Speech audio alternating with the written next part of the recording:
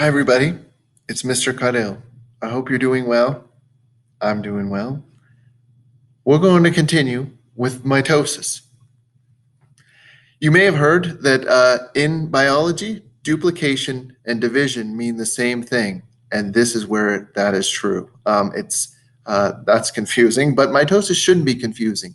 The whole goal is that we're trying to make two cells where there once was one. Specifically with mitosis, it deals with the nucleus and the DNA contained in the nucleus. When would we ever want to make new cells? Well, either in growth or repair. You can see that up here on the board. And we've learned a lot about chromosomes so far. So let me remind you here. There's 23 chromosomes in an egg of a human, 23 more in a sperm. When those come together to make a zygote, that initial cell has 46 chromosomes, one from each parent. They're homologous chromosomes, so there's 23 pairs of homologous chromosomes. All that means is that their homo means the same. They're very similar in structure, but not exact, because there could be a gene which codes for blue eye color rather than brown eye color on one from mom, one from dad, for instance. But they both code for eye color in that same place. When two cells are made as a result of this cell dividing or duplicating itself, I'm just putting the chromosome number in the middle of the cell there, and the idea is that the chromosomes or the DNA which exists now in this cell is exactly the same as the chromosomes that exist in this cell, and they're both exactly the same as the original cell. Likewise, when these guys divide and you get two new cells from each of them, all of these cells have the exact same DNA, same chromosomes. So let's start with a movie. If you'd like to follow along, you certainly can. I'm in the Parrot book on page 285. There's a nice kind of wheel here that shows mitosis. Let's get moving. And check this out. Cool, huh? Bet you wish you could do this. Have a club, clean them around the apartment before you go to class, maybe take your mom out to dinner on her birthday. Well, you can't do that. And actually, there are some really good reasons why you can't do that. We're going to talk about those in the next episode. But, what can call themselves? Your cells. Like almost every single one of them. In fact, they're doing it right now. For any creature bigger than a single-celled organism, all of life stems from cells' ability to reproduce themselves, because that's what allows organisms to develop and grow and heal and keep from dying for as long as possible. This particular kind of cell division is called mitosis, and it's responsible for a whole lot of your body's key functions. If you get a cut, your body needs to make new cells, mitosis. Have too much to drink, damage your liver, you gotta replace those cells, mitosis. Tumor growing in your spine? Fortunately, again, mitosis. While you go from a 7-pound baby to a 70-pound child, it's not your cells that are increasing in mass. You're just getting more of them over and over and over again. That's mitosis. This process is so central to your life that it will take place in your body over your lifetime about 10 quadrillion times. That's 10,000 billion times. Like all split-ups, it's not easy. It's gonna maybe be a little bit messy. There's a lot of drama, and it can take a surprisingly long amount of time, but trust me, after we're done with it, we'll all be better off.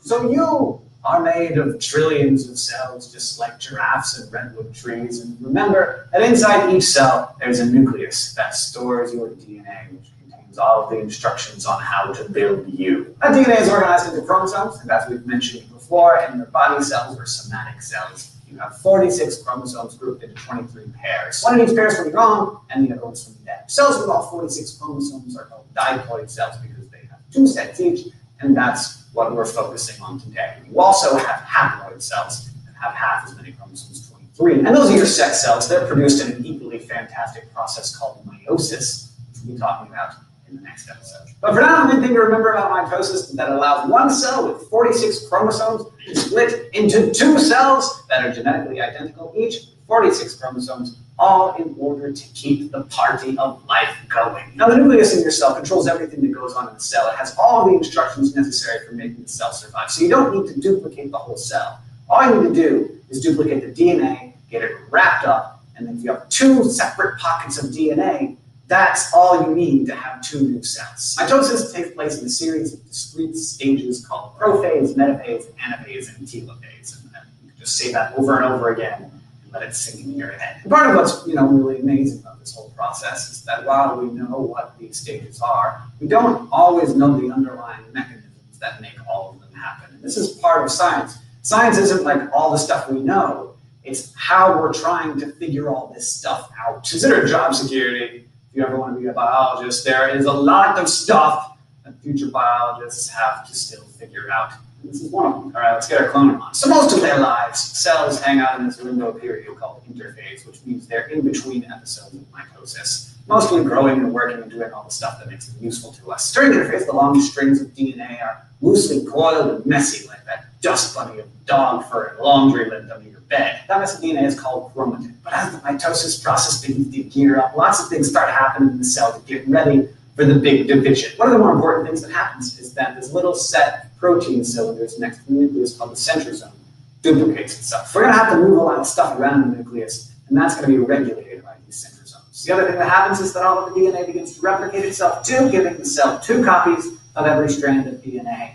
To brush up on how DNA replicates itself like this, check out this episode, and then come on back. Now the cell enters the first phase, or the prophase, when that mess of chromatin condenses and coils up on itself to produce thick strands of DNA wrapped around proteins. Those, my friends, are your chromosomes. Instead of dust bunnies, the DNA is starting to look a little bit more like dreadlocks. And the duplicates that have been made don't just float around freely. They stay attached to the original. And together they look like little X's. These are called the chromatids, and one copy is the left leg and arm of the X, and the other copy is the right leg and arm. Where they meet in the middle is called the centromere. Just so you know, these X's are also called chromosomes, sometimes double chromosomes or double-stranded chromosomes. And when the chromatids separate, they're considered individual chromosomes too. Now, while the chromosomes are forming, the nuclear envelope gets out of the way by completely disintegrating. And the centrosomes that peel away from the nucleus start heading to opposite ends of the cell. As they go, they leave behind a wide trail of protein ropes called microtubules running from one centrosome to the other. You might recall from our anatomy of the animal cell, the microtubules help provide a kind of structure to the cell. This is exactly what they're doing here. Now we reach the metaphase, which literally means after phase. And it's the longest phase of mitosis. It can take up to 20 minutes. During the metaphase, the chromosomes attach to those ropey microtubules right in the middle at their centromeres. The chromosomes then begin to be moved around, and this is being done by molecules called motor proteins. And while we don't know too much about how these motors work, we do know, for instance, that there are two of them on each side of the centromere. These are called centromere-associated protein E. So these motor proteins attach to the microtubule ropes basically serve to spool up the tubule slack. At the same time, another protein called dynein is pulling up the slack from other ends of the ropes near the cell membranes. After being pulled in this direction and that, the chromosomes line up right down the middle of the cell. It's time motor proteins start pulling so hard on the ropes that the X-shaped chromosomes split back into their individual single chromosomes. Once they're detached from each other, they're dragged toward either end of the cell. Since the prefix "ana" means back, that many of you remember the name of this phase called anaphase. After this, it's just a matter of using all that genetic material to rebuild so that the copied genetic material has all the nutrients of home. In the last phase, telophase, each of the new cell structures are reconstructed. First, the nuclear membrane reforms, the nucleoli form within them, and the chromosomes relax back into chromatin. Then a little crease forms between the two new cells, which marks the beginning of the final split. That division between the two new cells is called cleavage. All that's left is to make a clean break. This is done by cytokinesis, literally cell movement, by which the two new nuclei move apart from each other and cells separate. We now have two new cells, each with a full set of 46 chromosomes. These clones are called the daughter cells of the original cell, and like identical twins, they are genetic copies of each other, and also of their parents. But of course, that's obviously not the case for you. Even if you are an identical twin, shout out identical twins! See me in the comments. While you kind of are a clone of your sibling, you are not a clone of your parents. Instead, half the DNA in each of your cells is from your mom, and half is from that. To understand why that is, you have to understand how eggs and sperm are formed, and that is meiosis. We'll get to meiosis. In fact, that's why we're doing mitosis. It's impossible to teach meiosis without mitosis. And so we're starting with mitosis. Mitosis is here on pages 282 and 283. Also this is the Parrot book. There's a lot of information here. Make sure that you follow along in the next few moments with this handout, if I was able to give it to you. Just a handout with all these pictures on it. Also, you probably want to have a blank piece of paper to draw these phases out. I would like you to do that as you're learning them. But right now, we are onto a brand new, what I call front sheet. And this front sheet is going to show us the state standards that we're going to follow. And you can see up there in 2.7c, it says the word meiosis or meiotic processes. So we'll get to that later. On the back, you'll see that one of the state standards, where is it? Well, the state standard that we are going after is this one, 2.8d. I don't know why it's not on here. It says, analyze and interpret data on claims that genetic mutations in cancer are brought about by exposure to environmental things. Cancer is basically uncontrolled mitosis. The point is that cell gets a message to divide. It divides. That's a totally normal process. But what the guy in the movie suggested, and I agree with, is that cells then stop dividing, and then they do a job. You don't make a pancreatic cell to not do a job in the pancreas, meaning just to continue to divide. So cells do jobs, and then eventually they get a message to divide again. And it's a completely controlled process most of the time. So this is one reason why we're studying mitosis, is because cancer is uncontrolled mitosis. Here's a picture of a dividing cell. And here's a picture that's on your handout. And I want you to look at this, and I want you to appreciate that this is wrong. It's wrong for 99.9% of the time. I wish that they would draw this as a single line. Over there in our room, I hope you've been in our room, there is a poster of the 23 chromosomes that we have in our cells, which then we have another set. I have a set from mom and a set from dad. They're homologous or similar to each other, but they're usually just a straight line. When I write the number 23 up here, that's referring to this haploid number. Haploid means half of a full set of chromosomes. So if the full set here is 46, then half is in each one of these sex cells. That's on purpose so that when they can come together, they'll form a total amount of chromosomes that we need. Diploid or diploid cells just means that they have two sets of chromosomes, and that's now given them a complete complement of chromosomes that they need. So the problem that I have with this picture is that this happens when a chromosome, a single chromosome, looks like a finger or a straw, when it duplicates, that does occur, and that occurs before this division. The reason why is because you can't make 46 chromosomes. Sorry, you can't make 92 chromosomes from 46 chromosomes unless you double them. So this turns into this. You got to double them. Those are exact copies of each other. Those are called chromatids that you see there in the picture. These then will actually, it'll look like this. And what will happen then is, so we'll have it one cell with 46, and then that will divide into two cells with 46. And what happens is that in anaphase, this X will split in half, and these are identical chromatids, and they're also equal to the original chromosome that was once there. So it just doubled itself in preparation for this cell division in a phase called the S phase of interphase. But the point is that these things split in half. That happens 23 times for all of the, that happens 46 times for all of the chromosomes that are inside this cell, and then half of this X goes to each cell, and then eventually everything's cool again with the number. But it once looked like just like this, just like a straw or a finger, for instance. Well, we should take a look at this. These are the diploid, remember, a full complement of chromosomes, numbers of some eukaryotes and the cells that they contain. And you can see here, you can make some sort of deduction that maybe chromosome number does not equal complexity.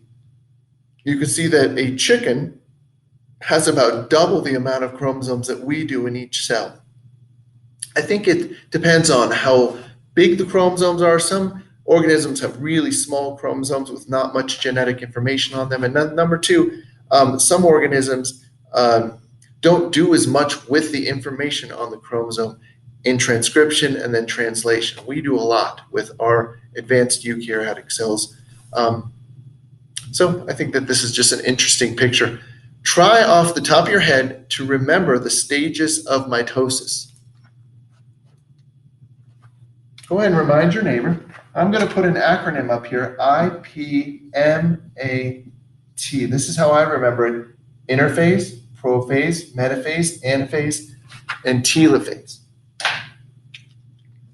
Commit this to memory, IPMAT, and then go ahead and press pause and take a look at your textbook pages. Go ahead and skim those.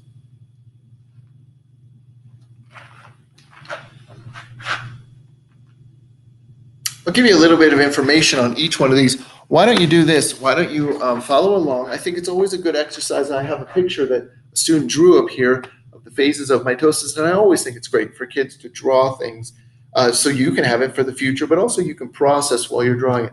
So go ahead and draw the non-dividing cell. This could be an example of interphase. This just basically is when a cell is doing its normal job, but now it may have gotten a message to get ready for cell division. So it says here at the bottom, chromatin is condensing into chromosomes and centrosomes have duplicated in preparation for mitosis. The idea is that often there's so much information on the DNA. If you were to ever look at the nucleus of just a cell that was just doing its job, not getting ready to divide, all the DNA is spread out and diffuse. It looks like he said, like lint, or it looks like hair on a brush or whatever. It's just crazy spread out. And that's on purpose so that the RNA polymerases can get in there and do transcription and make mRNA so that can be translated so we can make proteins. But in preparation for division, what happens is that they get chemical signals to condense. And so all that DNA starts to condense down into these kind of ropey looking things that we will call chromosomes. And we'll get 46 of those in the non-dividing cell. This could be interphase. Then what happens in prophase is that those, what happens, a lot happens in interphase, and you will learn about that in AP biology. But then one thing that does occur is that each chromosome duplicates itself, and you can see these X's on this picture, similar to what I just showed you down here. Also in prophase, the nuclear envelope is fragmenting, and it will disappear. You can see that these centrosomes that contain these centrioles that have all these ropey proteins that are literally going to grab onto the chromosomes and split them apart and take them to opposite ends of the cell. Those things start to migrate to either end of the cell. See here in metaphase with the proteins that have connected to the centromere, which is the center of this duplicated chromosome. These are called sister chromatids here. You can see that they've lined them up. And the whole idea is that they've lined up, I guess, 46 of these chromosome pairs. I'm tiptoeing because I used to teach that these things were duplicated to 92 and then that divided into 2 of 46. But now the language says that you just count the number of centromeres. You don't count the arms or the legs of these things. So how many centromeres are on this chromosome? 1. So that's 1 chromosome. How many centromeres are on this chromosome? 1. So that's 1 chromosome. Yes, does that not make sense? This is called a double chromosome, a super chromosome. I've heard 1,000 terms for it. But the point is that it just is a duplicated chromosome that's then going to split. Metaphase is where they all line up on this thing called the metaphase plate. Anaphase is my favorite phase of mitosis. I wonder what yours is. And you'll see here that these things have now been yanked, split. The chromosome, the X chromosomes have been split, and they're being yanked to opposite sides of the newly forming 2-cell complex here. You can see in telophase, the nuclear envelope is starting to reform around our original single kind of straw or finger-looking chromosomes. So now we have a full complement of chromosomes in either one of these nucleuses of these developing cells. You can see this cleavage froze starting. Mitosis begins as the long threads of DNA in the nucleus start to coil. Having already replicated, these threads emerge as the double strands we know as chromosomes. Meanwhile, protein fibers grow from the migrating centrioles, forming a latticework of spindles. For reasons scientists don't fully understand, the nuclear membrane suddenly disintegrates. With amazing accuracy, a spindle from each centriole attaches itself to each of the chromosomes. Assisted by the protein fibers, the chromosomes move center stage. In a microscopic tug of war, the spindles pull each chromatin toward opposite poles. Other spindles push against each other in a ratcheting action that stretches the cell. The chromosomes then unwind and the nuclear membranes reform. With mitosis complete, the nuclei and cytoplasm separate, creating two new cells in this ongoing cycle that sustains all life. So let's do this. Go ahead and pause for a second. Draw the phases of mitosis. Take as much time as you need. Make sure that they look good in the sense that you understand what you're drawing. Write a few notes on each. I will tell you, this is the last little bit here. This is that cleavage furrow that's occurring as the two cells are being divided. This is called cytokinesis or cellular division. Once telophase has occurred, finally the two cells are going to divide into two. Thanks everyone for participating, and I hope you learned a lot about mitosis.